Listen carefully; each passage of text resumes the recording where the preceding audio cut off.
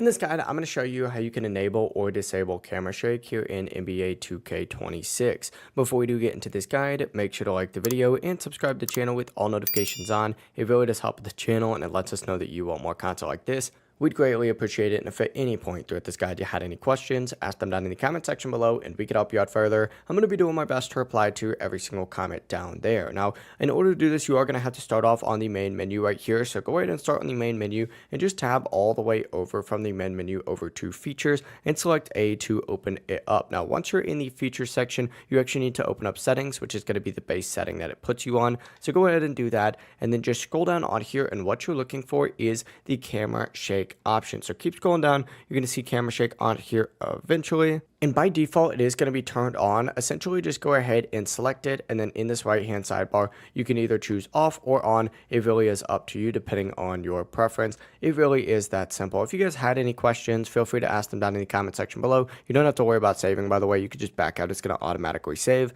But yeah, make sure to like the video and subscribe to the channel with all notifications on. It really does help us out, and it lets us know that you want more content like this. We'd greatly appreciate it. And if at any point throughout this guide you had any questions, ask them down in the comment section below and we could help you out further. Have a great rest of your day, though. Peace.